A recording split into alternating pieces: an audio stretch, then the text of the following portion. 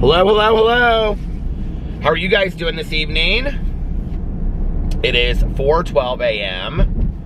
and I just woke up like 15 minutes ago. And yes, I'm wearing my glasses tonight. Do you remember, I think it was almost exactly a year ago that I had, was it a year ago or was it 2 years ago? I think it was a year ago. Where's my lip gloss? That I had worn my contacts so many days in a row. Do you remember that? I had to go to the eye doctor because my eyes were hurting so bad. Well, because Peter never learns his lesson, I have been sleeping in my contacts, and it's just easier, you know, when I get home late at night. And honestly, when I had my eye appointment the last time with my eye doctor, I was completely honest with him about it. I told him, I said, I have this water tonight, just plain water. You're like, what water is that? I'm like, Starbucks water, just plain water. Turn that around. And then I also have this AHA that I'm trying to get rid of because I don't, is that what it's called? AHA.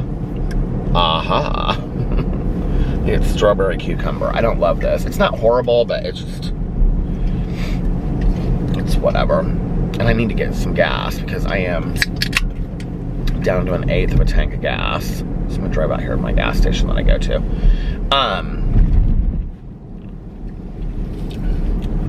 But when I went to go have my last eye appointment, I told the eye doctor, I said, yeah, I sleep, just to be honest, like I sleep in my contacts a lot. And, because he was wanting to switch the kind of contacts that I wore. And then when I told him that, he was like, let's just keep you in what you're in. Which I wear some AccuView Oasis Hydro something. He was like, if you're gonna sleep in them, those are better. And he was like, you know, he was like, I would never tell somebody that it's okay to sleep in their contacts time and time again. He was like, but as long as you don't do it too many nights in a row, he was like, honestly, you're probably not hurting your eyes too bad. But it's been days now. I can't honestly remember the last time I took my contacts out. So tonight, and it was weird too, because last time that it happened, like my eyes started progressively kind of like hurting. But tonight it wasn't like that. Tonight I picked up Tanya from my meeting, and when I think it was like right after I picked her up and we were on the way to the meeting, my right eye started like ticking a little bit. Like it felt like there was something in it, you know, like a speck of dirt or something. And then we got to the meeting, and like the meeting started, and I don't know if you guys have ever been to a meeting or anything about a meeting, but there's like a lot of stuff that happens at the beginning. Like there's literature that we read at the beginning of the meeting. We go through like birthdays and stuff like that, secretary's report and all that. So anyway, and the chairperson does all this stuff. So I was sitting there and my eye was just like hurting so bad, but it just felt real dry or something. So, I'm actually gonna pull in here to the post office. I'm gonna put some, eye drops in. They're really sensitive to light right now. So I went out to, my car, and I could not find these eye drops earlier. Oh man, this right eye is just like leaking.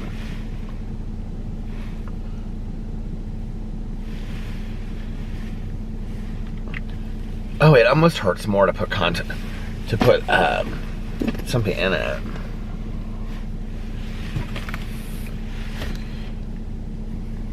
Okay, I'm back. I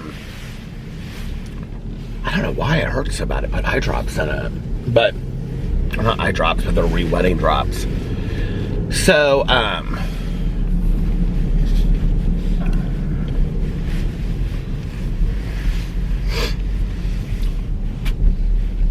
I am going to call my eye doctor first thing in the morning, which I'm for sure will be like, well, why are you wearing your contacts so much? I'm going to be like, well, you told me I could. No, but anyway, so I was at the meeting and I went out to my car and I put some eye drops in my car, or I put some eye drops in my eyes, and I came back in. And at that point it was like, okay, like they weren't hurting that bad. But by the end of the meeting, like I was like ready to get home. Like, and my eyes were just really tired. And then, so I took Tanya to get a fountain pop. And then on the way home, I was hungry. I hadn't eaten anything today, so I ran through Taco Bell because I knew I had nothing at home to eat. And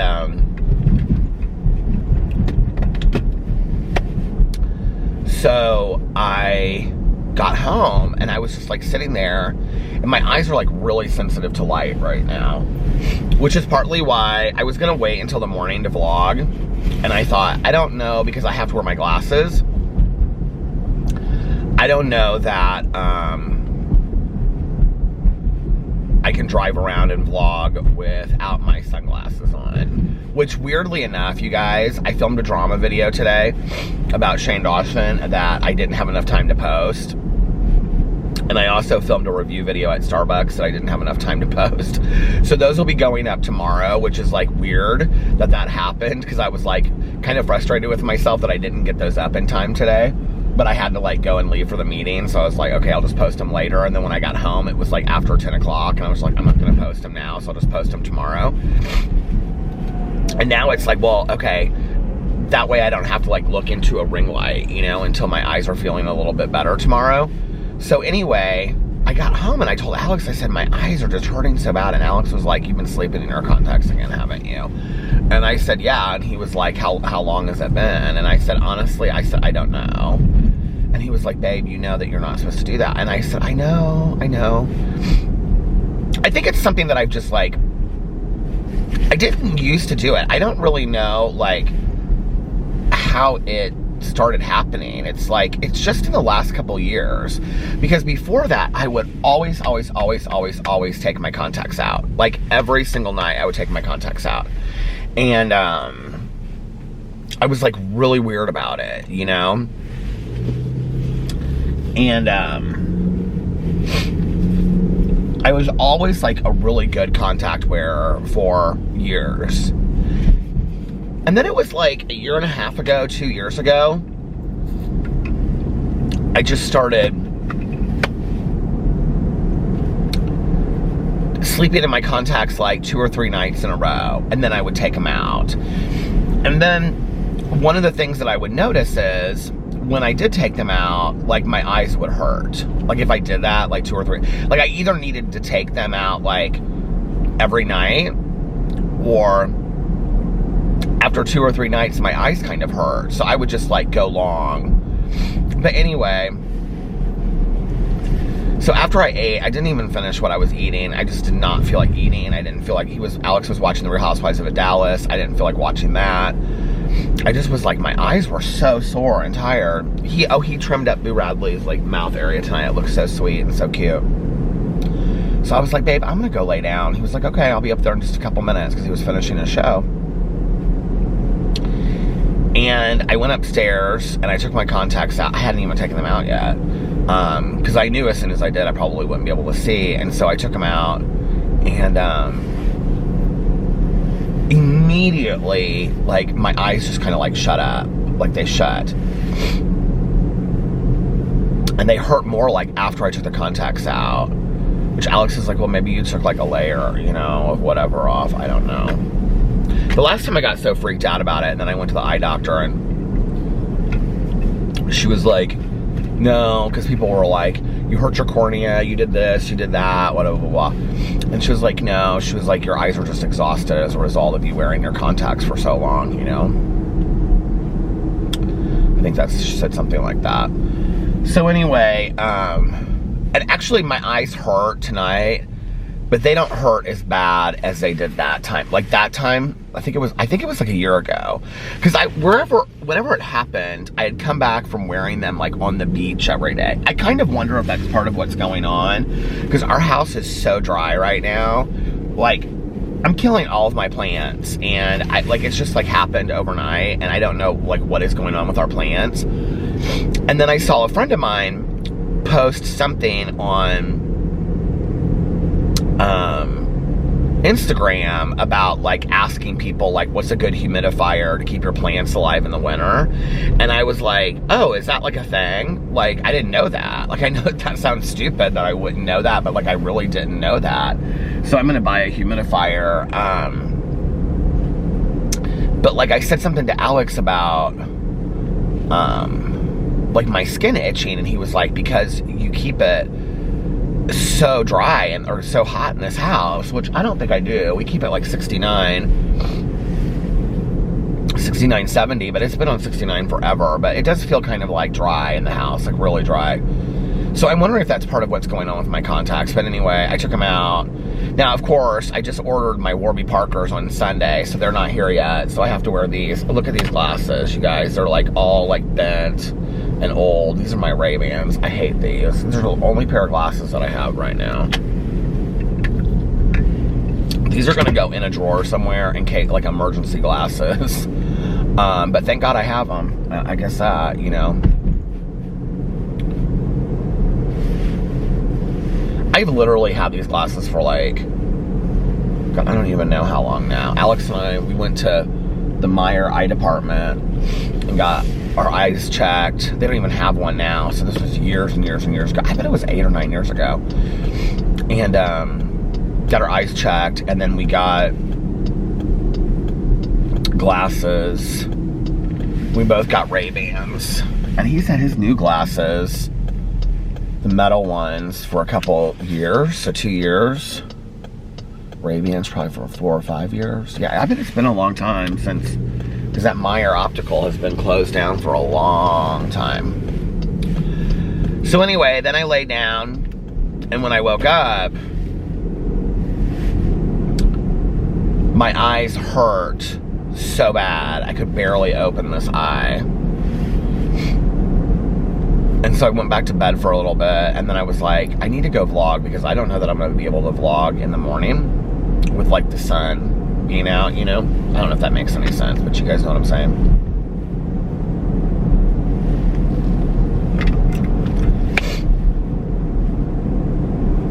So anyway, there's my woes of the day. I woke up today.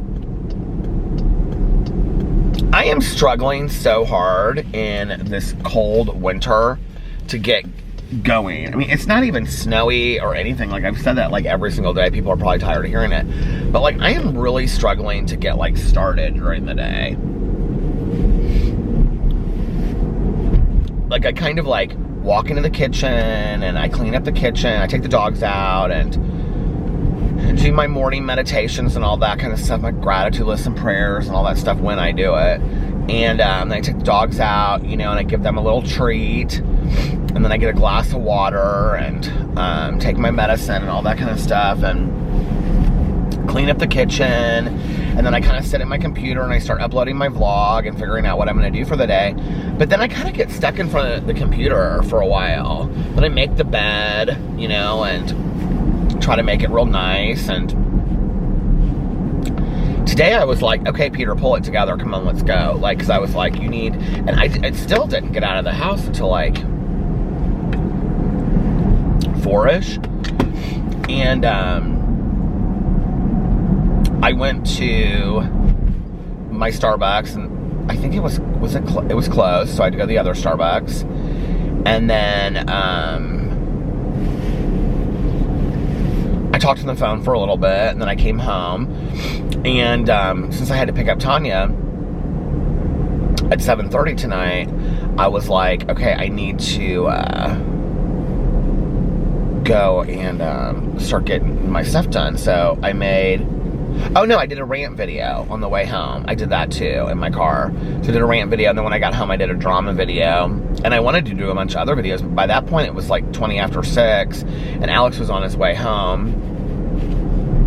He got home about 6:40, 6:45. And so I was like, okay, I need to start getting ready. And so I did. And didn't even get all my videos up and stuff that I wanted to. So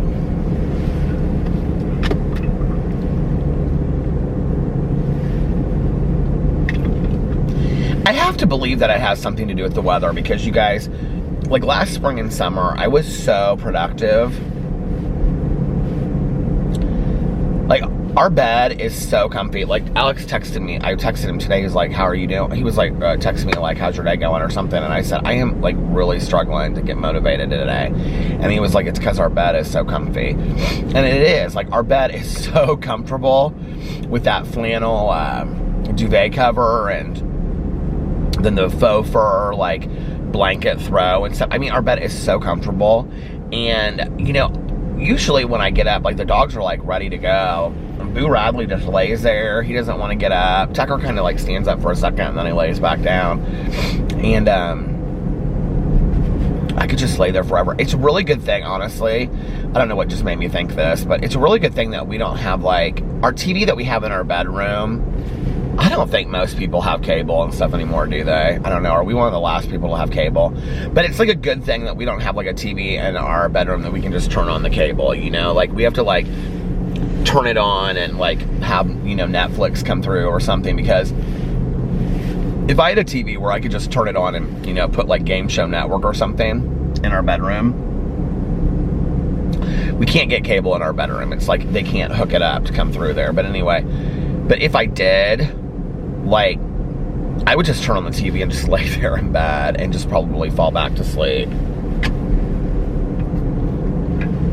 and be lazy all day. This water is so good. I almost brought 2 of these.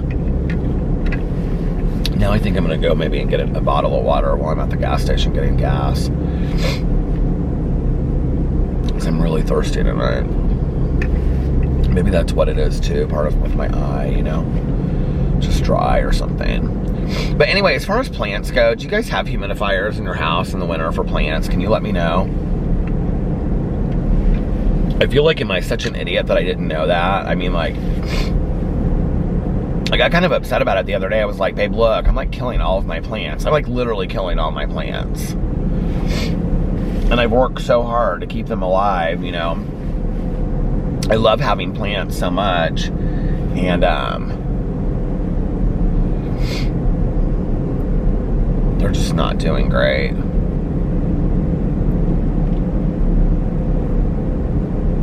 So we don't have a lot of place for sunlight in our house, which is part of the problem. We have like this window in the kitchen, and then we have our sliding glass door, and then we have like the upstairs, like in the bathroom, we have the skylight, and then we have the light of the window in the bedroom. But that's it. We don't have, I mean, like tons of window space. I wish we did, that we could you know, have plants around, or that they would have access to sunlight. So basically any plant that I'm gonna have has to be like really like only need low light, which is not the case in most of the plants that I pick, unfortunately. So yeah, that was kind of my day. Our meeting was good. Talked about sponsorship, and then Tanya and I hung out for a little bit afterwards and talked to some of our friends, but not for very long, just 2 of our friends. And then we left, and I took her to get a fountain Coke, and then fountain Coke, or pop, and then I took her home, and that was it.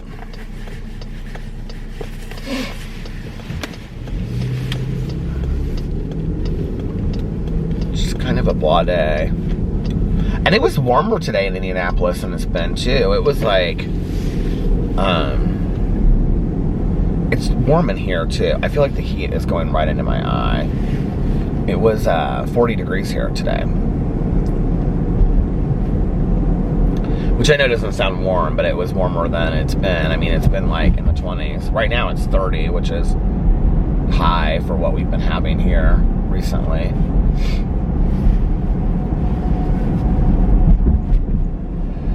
Oh, I listened to some of my book today too. I think it's book 16 in the Misfortune series, Swamp Santa. I'm almost done with it. I have like a half an hour, 40 minutes left of it. I'll probably finish that tonight. And then I don't know what I'm going to read next. I just downloaded like 3. Well, there's this booktuber that I like found. I think I talked about him on here. His name was Angus. And so I was like watching like what some of his, I love to find new booktubers and what some of his recommendations were, but like books he liked, dare I say this, I didn't, and vice versa. So based on his recommendations, I kind of bought the opposite, if that makes sense. But I got 3 books. Well, there was actually a book that he did that he said he really liked. Robbie from Robbie Reed said that he told me, he was like, that was a really good book. It's kind of like this young adult mystery. They Wish They Were Us, I think is what it's called. So I got that. And then there were 2 other ones. I think one was not a young adult book that I had actually read, like a review of it on Book of the Month Club, and I got that. So 2 young adult books and that. And now I'm gonna get some gas. See, these lights are like really strong in my eyes. Now I'm gonna get some gas and I will be back in a few minutes. Okay, I'm back. I feel like my eye is starting to get better. Like I got out of the car, I don't know, maybe it's the cold, but I got out of the car and it's starting to feel better. So, I don't know, maybe I just needed to take those contacts out. But I'm gonna try to, well, I'm not gonna try to, I'm not gonna put contacts in tomorrow. And just relax my eyes. And just take a day tomorrow and listen to my audiobooks and just kind of relax. I have a hair appointment on Thursday.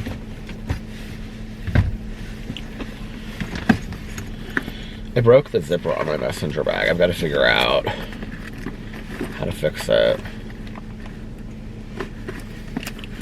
I'll take it in and have them fix it.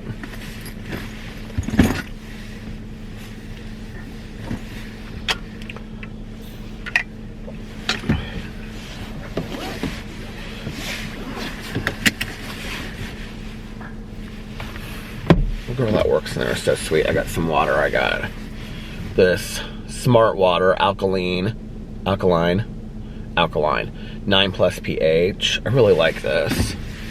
She's like doing all kinds of bends and things right now. She's bending over and touching her toes. She's out there smoking a cigarette doing calisthenics in front of the gas station. She's real sweet.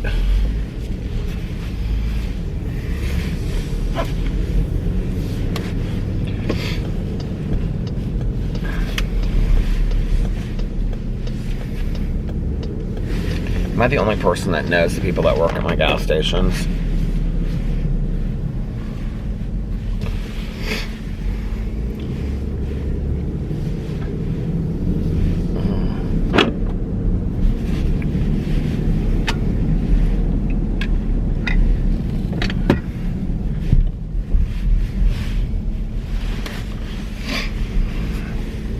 Tanya's always talking about how, like, because Tanya wears glasses, you know, and she's like, it's frustrating. She's like, it's so frustrating. I don't think I've seen Tanya without a mask. I mean, like, oh my God, my eye. I mean, we drive to the meeting together with a mask on and stuff like that. And so she was talking about how frustrating it is because, like, when you have glasses on, like, the mask, like, fogs up your glasses. Well, unless I'm going through, like, a drive-thru or something, and I have sunglasses on, I haven't recognized that because, like I said, I hardly ever wear glasses. This car's light's, like, right in my eyes. So, when I was in there, right now, waiting in line, because there was this guy ahead of me,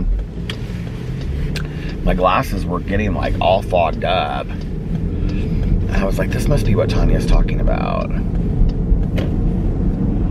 I'm probably not going to vlog for a whole long time tonight. I don't even know how long I've vlogged right now, like 20 minutes. This will probably be a really short vlog tonight.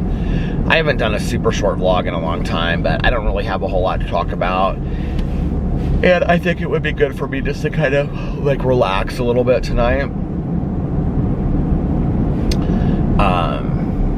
So I'm probably not going to vlog for a whole, I don't know.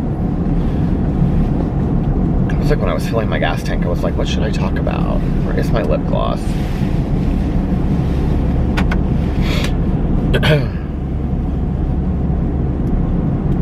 I saw my neighbor when I was walking down the street today. My young neighbor, Laura, that's been in some of my videos. She and her roommate, they are so hilarious. They're both like, they're probably like 26, something like that, 27. They know each other from high school and college. And so they share this house together. And like they were at the pool a lot this summer. And so they were walking down the street today, and it was like 10 till 5. And let's just say they were enjoying a libation. They were drinking a beer as they were walking down the street. With the dog, they were walking the dog. And so I pulled over, and I was like, girls, I was like, is the workday over already? Because they work from home. And I was like, is the workday over already? And they got laughing so hard. And the one, her roommate, I said, and your hair looks different. She had gone from like, kind of like this like light brown to like they had colored it like really like a dark brown or black. It looked really pretty. And I was like, your hair looks so good. She's like, yeah, we just did this. And I said, oh, was that part of your workday projects? They were getting laughing so hard. They're like, we needed to take a little bit of a day today. I was like, I guess so. I think it is hard for so many people, you know, that work from home. It's like, I mean, I'm used to it by now. So like, when I talk about like really struggling being like motivated when I get up, it's because I'm not used to that.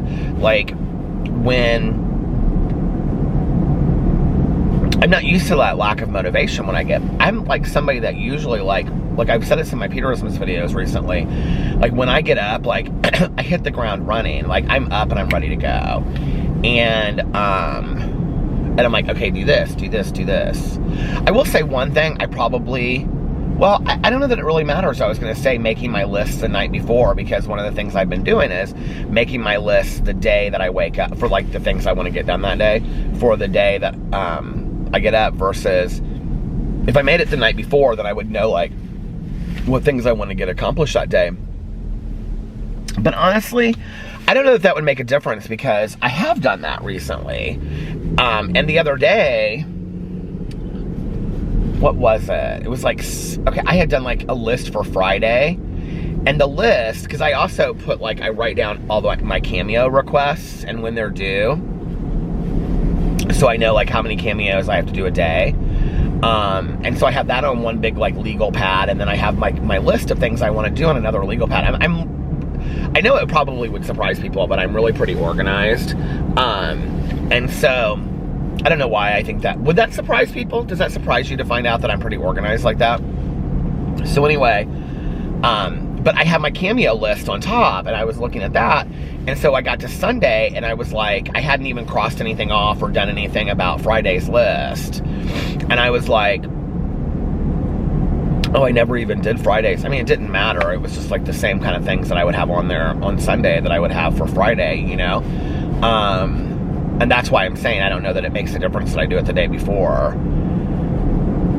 But when I'm kind of like following that list, and it's like, okay, these are the things that I really want to get done today. I also think like I kind of, I get like a natural high off of being productive. Like, is there anybody else out there? Are you guys like that as well? Like, when I'm like really productive during the day, or I feel, and that could, and productive to me does not mean like, you know, finishing 10 projects. Productive to me can be finishing an audiobook, you know, or like if I said I wanted to call 3 people that were important to me, like that can be productive to me as well. Like, productive to me kind of equals I lived a full day. Does that make sense? Whereas like today, I didn't feel productive because I got up, I kind of lazed through the last couple hours before I went and picked up Tanya, came home and ate and took a nap. Like it didn't feel like, it felt like a day that was, I didn't live fully. To me, a productive day is a day that I feel like I woke up and I lived fully. And that could be like going to the pool for 5 hours and hanging out with my neighbors or Sarah or Alex or Tanya, or, you know, like making a video or two, reading a book, taking a nap, doing the crossword, getting some coffee. I mean, that could be a fully productive day for me. Going out to dinner with some friends, like that could be a fully productive day for me. It doesn't have to be a day that I just get like 50 things accomplished. And I think like that's kind of how I don't know where I picked up this idea. I know it was not an original idea. But for years I had made lists, you know, when I worked that would say like, you know, it would have everything that I needed to do on there. And then it was been since I was with Alex. I think it was, did you ever read the book, The 4-Hour Workweek? I think maybe it kind of came from that concept or something. It was something to do with that. I don't know, I think. Where they said making a list during the day, but like including positive things to do too. I don't know where I heard that idea, but anyway. And so I started putting on there like getting coffee and doing the crossword, which I hardly ever do the crossword. And you know what I end up doing is, I just did this last week. I buy the newspaper to do the crossword and then I never end up doing the crossword. But that's the other thing is I kind of don't know where like, well, first of all, if I didn't sleep in as late as I sleep in, I would get more accomplished. Because, you know, back in the day, like even on like my days off, I would be up by like 10, or I never slept past like 10 or 11, max 10-ish. And then on my days off, I think.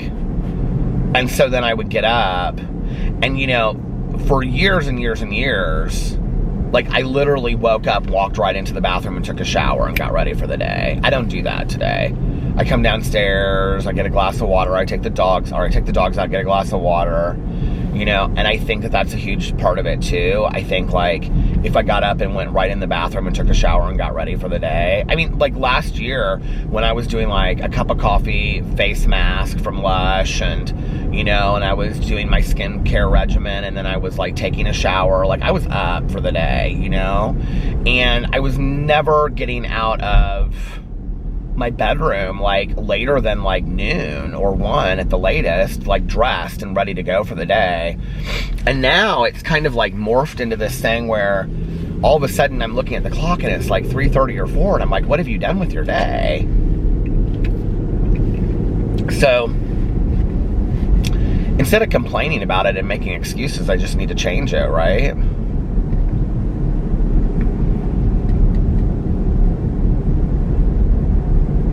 Because it obviously doesn't make me happy. So, yeah, I need to work on that.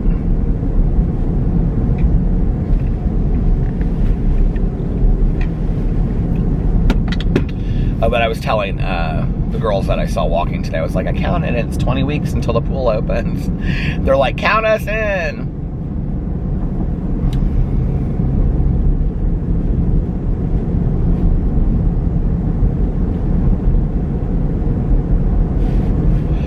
I can remember when I would get up on my days off, back in the day. Yeah, I didn't sleep real late. I can remember I was up by like 11 and I can remember, I can see myself in jeans and like a t-shirt. Oh God, I was thin back then. Thin and in shape. I was lifting weights 5 days a week and this was kind of between, well, partly like, so my last boyfriend, he and I broke up for like 3 or 4 months. So it'd be like during then and before him. So I was like single for several months before I met him. And I have my friend that lives in Denver now. He lived here at the time. And we kind of had the same schedule. Like, we would get up. He always got up really early, though. But we would get up, and then we would call each other. I would, like, go and take a shower. I would make a pot of coffee. What happened to that coffee maker that I had? I had this fantastic coffee maker back in the day. It was like a, God, what happened to that coffee maker? I really like that. I was thinking about that the other day. You know, like, I love a good coffee pot, but I always make coffee in the Keurig because it's just so much easier, you know? I miss, like, making a pot of coffee in the coffee pot. But anyway, so I would, like, go and make a pot of coffee, and then I would go in, and while it was brewing, I would take a shower, and then, you know, do my hair, and, like, put on a t-shirt and jeans, and I would come out and see me there. I can see me standing there with, like, my little flip-flops and stuff, and I had this kitchen table and my little kitchen table nook area there where I had, like, also I had, like, a computer in the corner where I worked and stuff, and, like, one of those old computers, you know, like a Gateway or a Dell or something, you know what I mean? And so I would sit there, this was after my first boyfriend and I had broken up, with my crossword and my cup of coffee, and I would call my friend. I'd sit there and smoke cigarettes, and we would do the crossword together on the phone and talk, and then we would get off the phone, and whoever could finish the crossword first, like, won. He always won it. And I can remember he'd be like, girl, he'd be like, she writes the same crossword every single day. She uses the same words. And I, like, never clued into that for the longest time. But anyway, I love the crossword. But yeah, I must have been, like, back then, maybe it was earlier than that. Maybe it was like, but you know, we would go out. So, like, that would be like a Sunday or a Monday. So we would have gone out that Saturday night before, and we would go out, and then we would go to Peppy Grill, which was this restaurant down in Fountain Square. I don't even know, but it's called, there's a sign on the window that says always Peppy. I don't know if it is still open or not, but we would go there and get omelets and hash browns smothered and covered and toast, and it came to like $4 or something. It was real cheap. So I would be home by, like, I mean, we'd stay out till close, so 4:30, something like that. You know, at that point in my life, when I was, like, working every day too, like, in treatment, I could get 6 or 6.5 hours of sleep, and I was completely fine as long as I took a nap later in the afternoon. So what, you know, if I got home at 4:30 and was in bed by 4:30, 4:35, 5, 6, 6, 7, 7, 8, 8 to 9, 9 to 10. So yeah, 10:30 or 11, I was probably up. I can't do that today. Like, I need sleep today.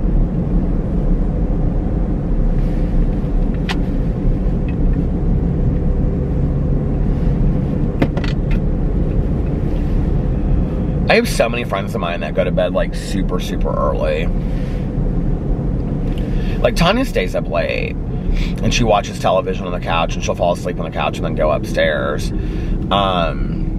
Like, she and Eric will, like, sit there and stay up, like, super late in the living room and watch TV shows. She's, like, my only friend that stays up late. Unless Alex goes out, like, and this actually used to frustrate me when we first got together. Unless Alex goes out, he can't stay up late.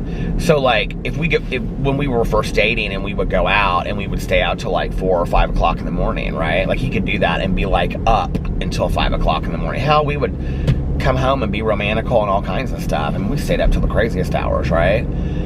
But on the nights that we would watch a movie, like, let's say if it was a Saturday night and I wanted to, like, stay up till 3 o'clock in the morning watching, like, you know, double and triple feature, like, after that first movie, he was ready to go to bed. Even if it was, like, 10:30 or 11 on a Saturday night. And I'm like, you're ready to go? He's like, yeah, I'm really tired. Do you care if I go to bed? I'm like, I guess not. I'd be like, I don't understand why you can stay up when we go out, but you can't stay up when we stay at home to watch a movie. That was back in the day.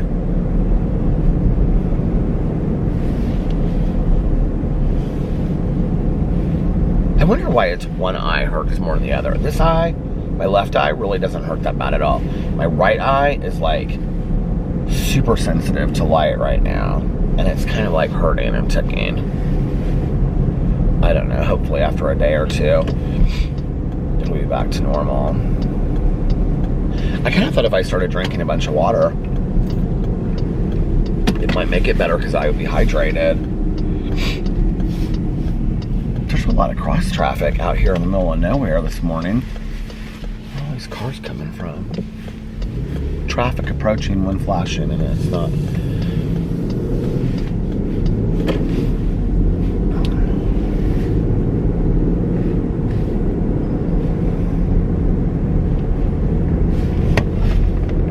Where am I at on time? How am I already at a half battery? It doesn't even make any sense. Oh, you know what? I have my camera with the battery in it. I had it in my car since I went to the meeting. I bet it started draining the battery out because it's so cold out. I have noticed that lately, that if I like keep my battery in my car when it's cold outside, that it like drains the battery.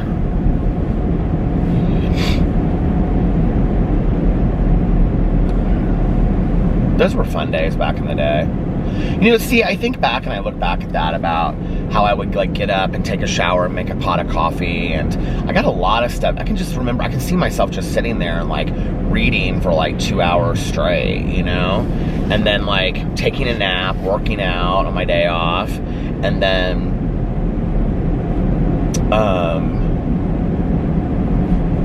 going and picking him up, and we would go out. I would go thrift store shopping during the day. I got a lot done back then, it seemed like. And then I would pick him up and we would go out. There was a bar here in Indianapolis. It doesn't exist anymore, but it was called Utopia. And it was a lesbian bar, but on Sunday nights it was like very like mixed crowd, and it was so much fun. That's where I met my ex. And he and I would go there on Sunday nights, my friend and I. We had so much fun.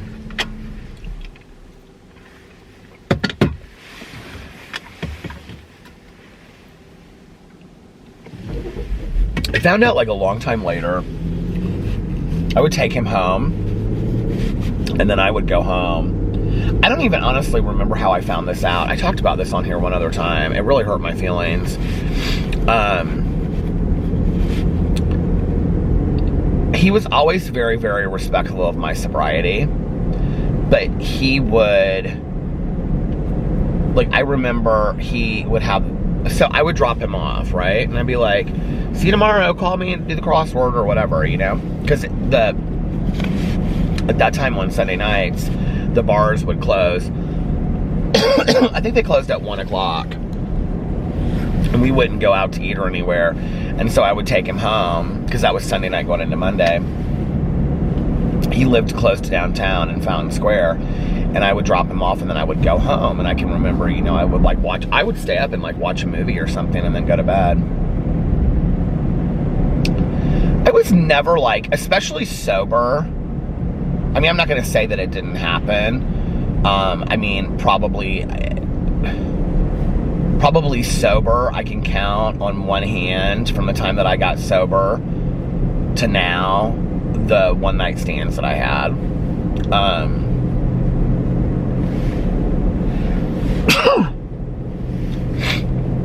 Thank you. Now before that, maybe a little bit of a different story, but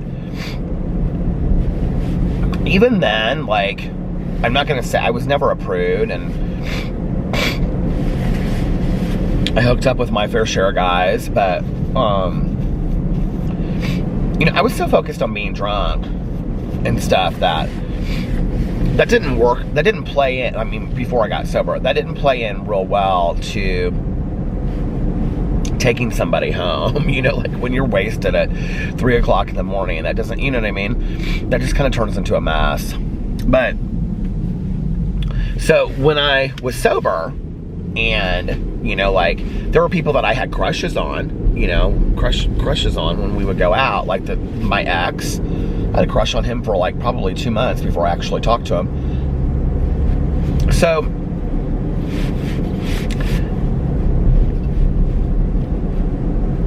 yes, so, I mean, I don't even really remember that I had so much hookups with people. I remember one. But, like, there were a few people that I would go on a date with, and then it would kind of play into that, if that makes sense. But not even, like, fully or anything, you know, just kind of, like, maybe making out, some clothes came off kind of deal. And,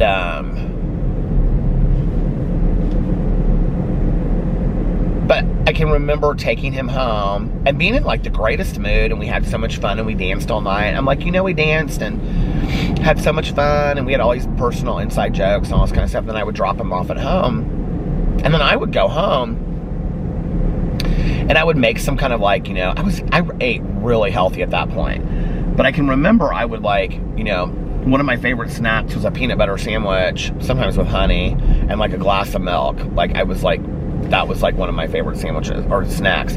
So, you know, I would make, like, a snack, and I would, like, put my pajamas on, and I would sit there, and I would watch some scary movie or something late at night, you know, and unwind until I went to bed. And that was kind of like my Sunday night going into Monday. I don't know how I found this out. I feel like somebody asked me why I wasn't there. But I found out that he was having these after hours parties on Sunday nights. So I would drop him off,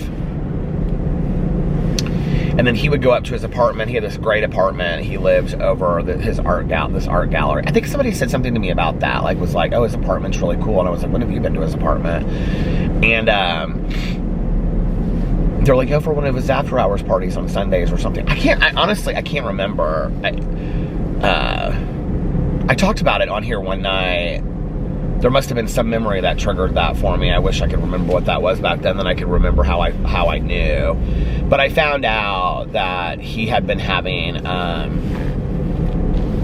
like, I would drop him off, and then, like, within the half an hour, like, people would come over, and he would have that apartment packed, and he was having after hours parties. And I called him on it when I found out. I was like, why did you not tell me or invite me, you know? And he was like, I wanted to be respectful of your sobriety, and, you know, people smoking weed and drinking and stuff and doing other things. And I don't know, it kind of made me look at my friendship with him in a different way, honestly. Like, I truly do believe that he was trying to protect me,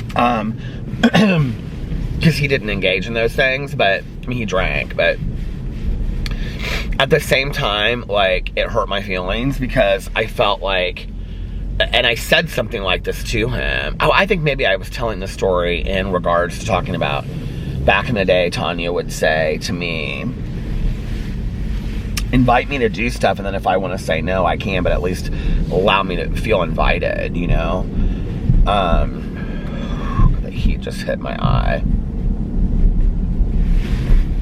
See, driving through here with all these lights is, like, a lot. It was probably a good idea that I came out and vlogged tonight.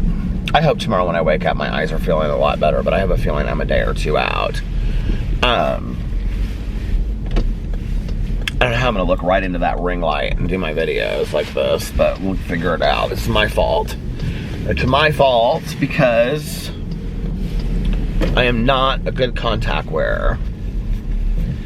And you know what? And I know this. Eventually, I'm going to permanently damage my eyes if I continue to do this. So, have I learned my lesson? We'll see. I hope so. But anyway, I said to him, so I was like, I don't understand why you wouldn't invite me. And he was like, I knew it would be uncomfortable for you. Because I'm like, I don't know if people get this or not, but, like, I'm really hardcore about this stuff. Like I don't have any issue with people smoking pot. I don't like people smoking pot around me. I don't like the smell of it. It makes me uncomfortable, you know. And I used to smoke a lot of pot, so it's not like I'm a prude. Like, I was thinking about that tonight. It was funny when I was sitting in my group tonight, in my meeting, that, like, I think sometimes people in sobriety get this rap, like we're prudes or something. And I was looking around in our group, and I was like, there was each a time for each of us that we were so completely gone with our addiction that we needed to end up in a 12-step meeting, you know, like And now it comes across like we're prudish about that. I'm prudish about it because it saves my life. I don't want to be around that stuff because it makes me uncomfortable, because I want to save my life. It's not because I cast judgment or I'm a judgmental person or because I think it's bad or dirty or any of those things. It has to do with self-preservation. You know what I mean? Like, I think sometimes people don't understand that. They're like, oh, you're just a prude, or, you know, like, you know, you just don't like it or whatever. It's like, no, that's not really it.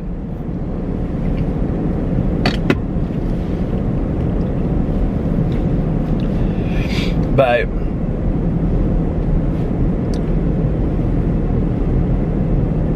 I don't know what happened after that. I can't remember. I met my boyfriend soon after, and we would go out on Sundays for like the first 6 months that we were together, and then we kind of faded out from doing that, and then that bar closed down.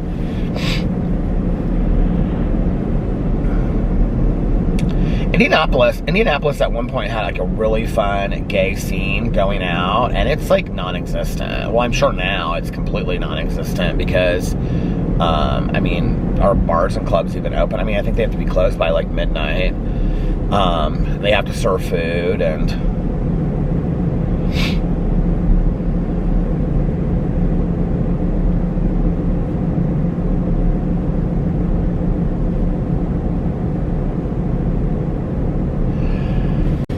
you guys, it didn't just stop. It like, it was at the end, and like the camera like shut off and turned black and everything. I don't even know where I was talking, but I can't stop it to go back and look. So I'm just I was talking about like gay bars in Indianapolis, and there used to be a gay scene here, and that it just kind of like is non-existent now. But anyway, and then I was kind of like in my head thinking, and I was thinking about when I was in my meeting tonight, because we were talking about sponsorship.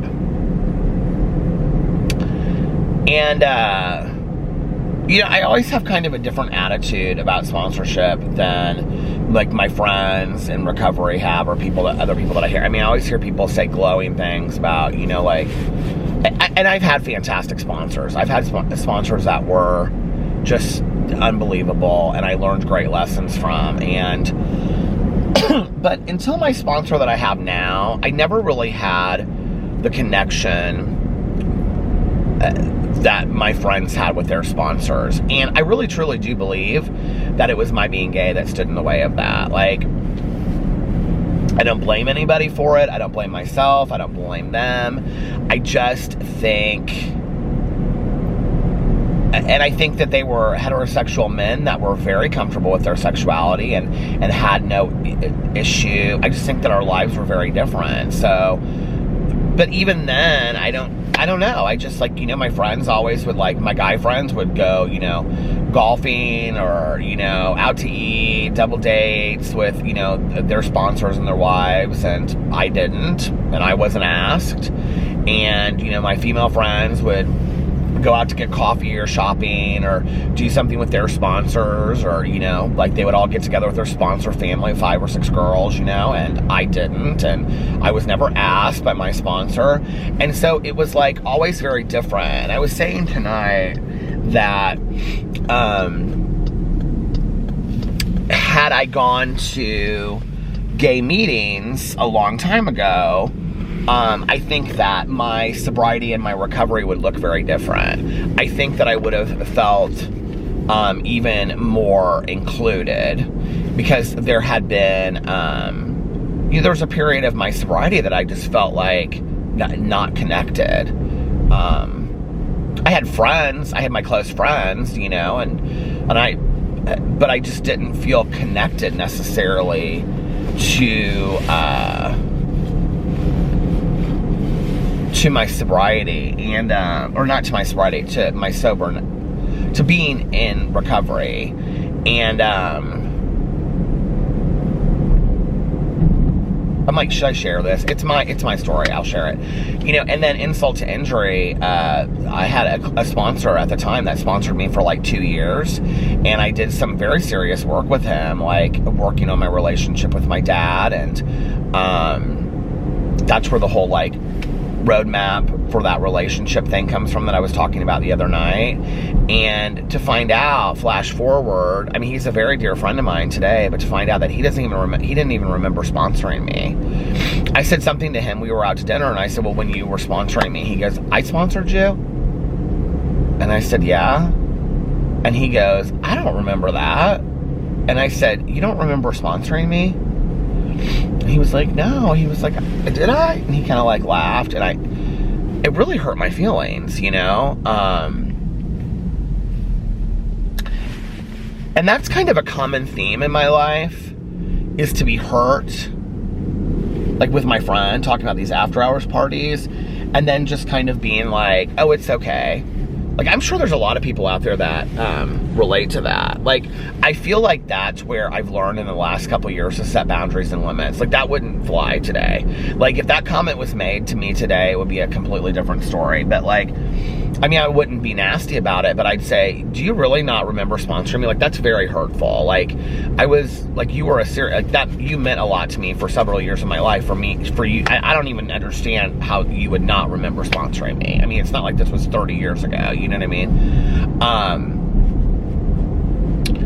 So, tonight, when we were talking about sponsorship, I said, like, I haven't felt super connected through sponsorship in this program until now with the sponsor that I have, and she makes me feel that way, you know. And I said, you know, a sponsor is not a best friend, and a sponsor is not a marriage counselor, and a sponsor is not a counselor, and a sponsor is literally somebody that just is supposed to walk you through the 12 steps.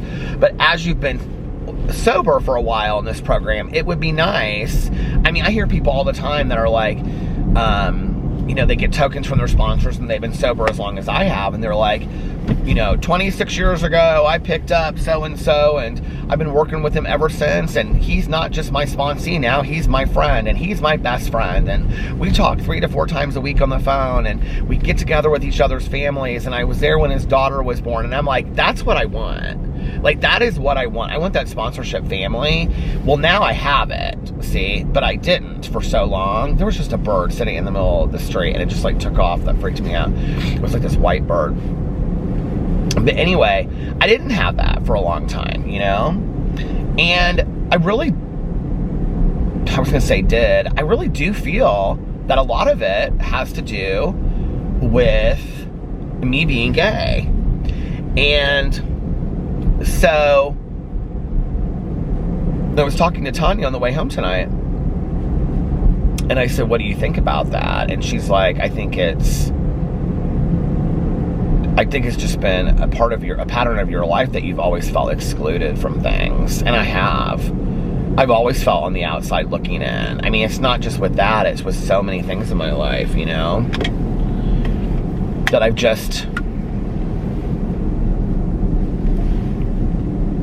wanted to feel a part of something so much that I don't know.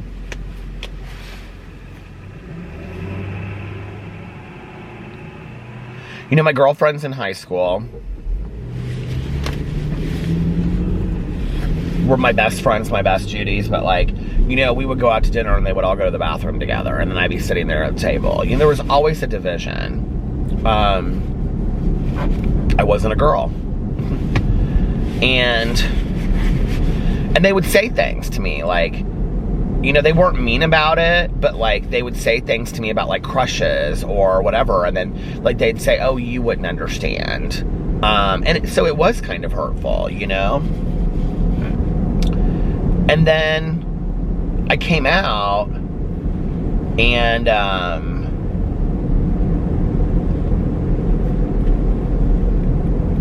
yeah, I was part of like the gay community.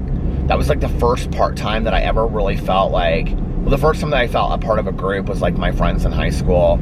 But I always felt kind of still on the fringe of that. And then when I came out, I think my drinking really isolated me, because people always saw me as a problem, and I knew that. My drinking and drugging both, like, it was like we love Peter Butt. Like, I was problematic, and you know, they always had to take care of me. It was like, I was not fun, you know what I mean? Like at some point. And so I was on the fringe of that, you know, plus not to mention that the people that I became friends with were 3, 4, 5, 10 years older than me. So they already had a group of friends, you know, and I was kind of on the outside looking in. And then I got sober, and I've talked about what that was like. You know, it's like,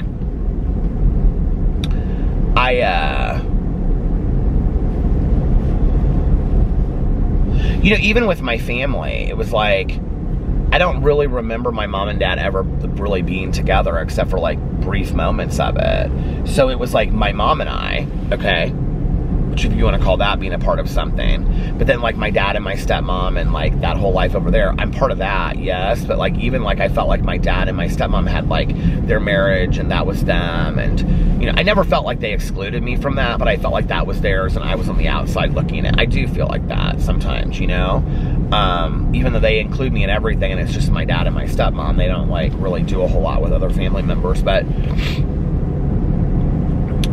and it's even like with Caroline, like I love Caroline, but like Caroline has her little microcosm of a family, you know. And then so I got sober and I started like hanging out, going, you know, to meetings and stuff. But like I said, I talked about in here before, people didn't invite me.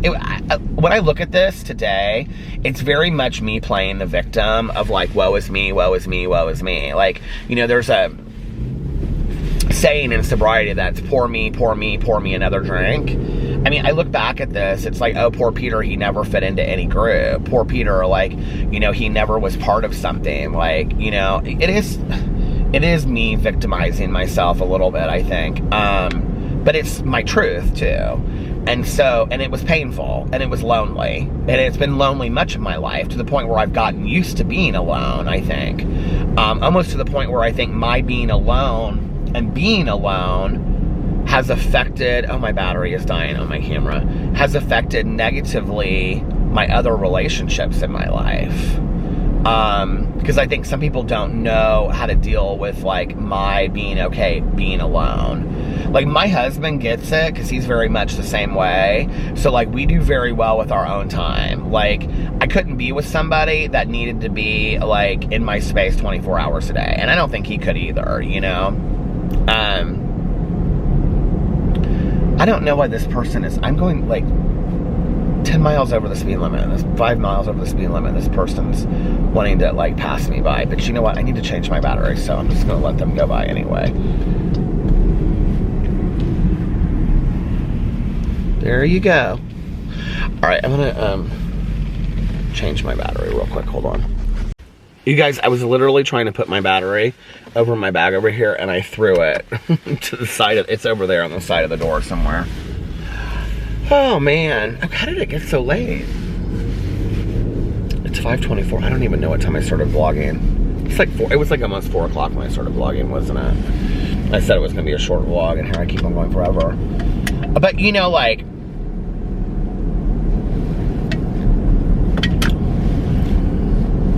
I just don't feel like I've, in any area of my life, really felt like I was a part of something, a part of like a community that was, you know, at large. Even YouTube, I have felt that way, you know.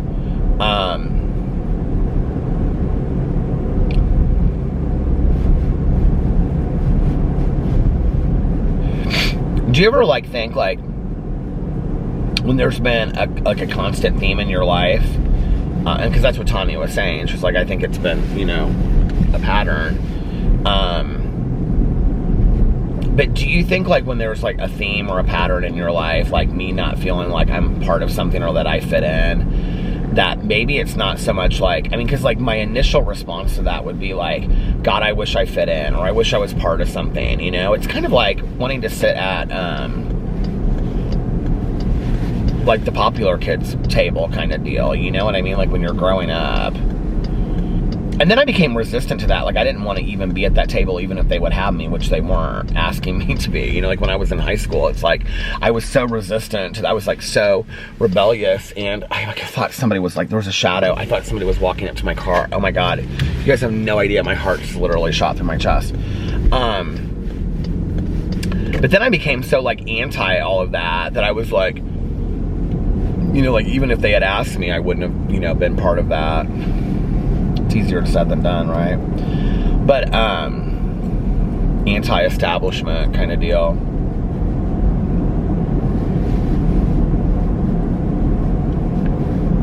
But what I was going to say is that I think maybe for all of us, it's like we're constantly trying to get that validation or that acceptance. Like, if I just fit in, you know, if I just was okay or a part of something, then everything would feel different. When maybe the real lesson is accepting that that's been the pattern in your life, and maybe there's, you know, why is that or something. Maybe not even why is that, but just accepting that that is the pattern, you know. And maybe that's how a lot of people feel. Maybe it's not just me. Maybe it's not just you, you know. It's lonely. And then that goes back to my mom. You know, I can remember when I didn't have a boyfriend for a month, one part of my year, you know. And she said, because I was always in and out of relationships, and she said, you know, none of us are promised a mate in life. None of us are promised a partner in life. And I looked at her, and she hadn't been with somebody in years, you know. And I thought, how hard that must be. And I think that was the acceptance of her truth, you know. Nobody's promised that I'm going to be part of a big group or be part of something that's bigger than me. It just is nice when it happens, you know. But I'm not promised that. Like, that's not a part of the life that I'm like, you know what I mean? Like, it just,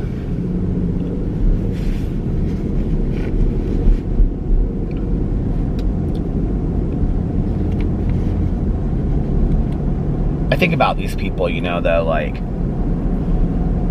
just because of how they looked or how they acted, or because they were good at football, or the teacher liked them in first grade or third grade, or I don't know, they came from a different family or whatever. It's like they were always like popular growing. They never had that a feeling of not fitting in, you know, growing up.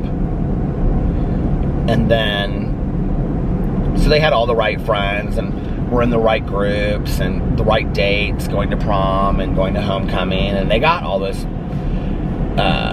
they got to do all those things. They didn't sit at home on, you know, homecoming nights and prom nights, and they didn't feel isolated. It's like that song by Janice Ian, you know, at 17, the beauty queen. Anyway, but, you know, then they go to college, and it's like they pledge the fraternity or the sorority, or they play the right sport, or, you know, they, whatever, you know, and then they get out and they get the right job, and they have the friend groups, you know, that the 4 guys that they keep on traveling with until all of them are married, and they go to the bachelor parties, or the girls that like do the bachelorette parties, and then they get married and have the kid. You know, it's like, all because in first or second grade, somebody decided that they were okay, you know? Well, I wish somebody had decided that for me. Why was my life so different? Have to be so different? Why does yours out there, if you relate to that, you know? It's like, I don't think people really get that. Like, I don't think they really understand that, like, it does set in motion, okay? You know, that, like, and that's why, like, when I love when people come to me and they're like, but if you know, like, I mean, I get it, everybody has their own difficulties, but, like, 40 years of not feeling like you fit in, like, that's a lot.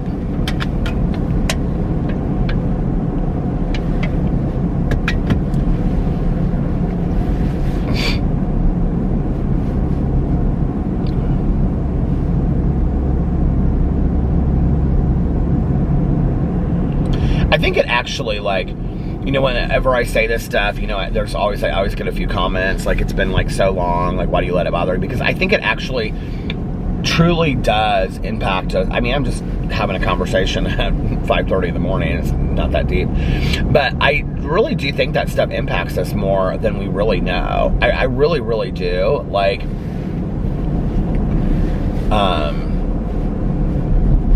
you know, I think it goes back to that whole idea of Toni Morrison you know, when she's sitting there, like, on that Oprah with her mom, or with the moms, and if you've never seen it, look it up. It's called Toni Morrison, The Critical Eye. I think it's called on YouTube. And she says, you know, when you walk in the room, a child is looking for your critical eye. They're looking at, like, when you walk in a room, do your eyes light up?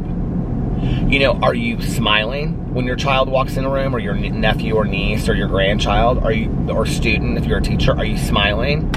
Or are you looking at them with your critical eye, like, tie your shoe, pull up your pants, why don't you have a belt on? She says these things in there. You know, like, I don't like that shirt, why is your hair that way? Are you looking at a kid with, like, a critical eye as a parent, you know, or aunt, uncle, you know, grandparent, teacher? Are you mentor? Are you looking at them with a critical eye, or are you looking at them, you know, with acceptance and validation? And I think that as adults, we do the same thing. It's like, you know, when Tanya gets in the car, it's like, even though I see her a lot, I still am looking for that spark, you know, like, she's excited to see me, just like I am with my other friends, and, you know, whatever. It's like, when Alex comes through the door, it's like, you know, I always make a point of, I just realized the other day, there's so much about my life that I never talk about in my vlog, but, like, you know, like, one of the things I do, like, almost every single day, right, is that I make the bed really, really nice, and then we have those Google lights, so I pick the colors that I know that Alex likes, and I lower them down. I spray the whole room with room spray, you know, so it's really nice for him. I put a fresh towel out for the bathroom, so, like, if he wants to get freshened up or whatever, and then I light candles all over the living room, and I, like, low lit the house so that when he comes in, it's really, really cozy, and the house smells great, you know, the kitchen is spotless, and I do all that for him so that when he comes in, the house is nice, you know. I like to do that. I like to make that a nice, pleasant experience for him when, you know, he comes home. Because then he knows, wow, I've missed him, or I've thought about him, you know, and I'm always there, like, when he comes to the door to be like, hey, how are you? And, you know, like, on the days that I'm not, because I'm feeling rushed or whatever, you know, I try not to put that on him or whatever, but I always, like, I think that's important, you know, when you see them, your eyes light up, you know, with anybody. Be conscious of that when you interact with your friends or family or your grandma even, you know, when you see your grandma, do your eyes light up? We all want to feel special. We all want, and I think this is why I say at the end of my videos often, you know, most importantly, let somebody know how much they mean to you. Like, we all want to feel special. We all want to feel validated. I mean, I'm sure there's a few people out there that will say, I don't care about that. Okay, fine, you're different. I think the majority of us want to feel special. I think the majority of us want to feel validated. I think the majority of us want to feel accepted, okay? I think the majority of us want to feel good about ourselves. And yes, I think that those are things that we need to work on and do for ourselves. I really, really believe that.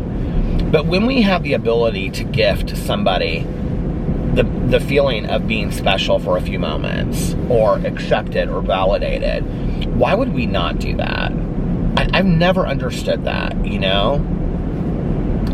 So anyway, maybe think about today or tomorrow, depending on when you're watching this, whose day you can make feel special, you know, just by a little compliment, or writing them a little card, or saying something nice, you know, or calling them up or texting them, just anything. So, all right, you guys, I'm going to get off here now. I'm going to go home and relax my eye. I'm going to try to finish my audiobook on my way. I'm going to relax my eye, and yeah, I love you guys so much. If nobody else has told you this today, I love you, and I will see you tomorrow. Bye.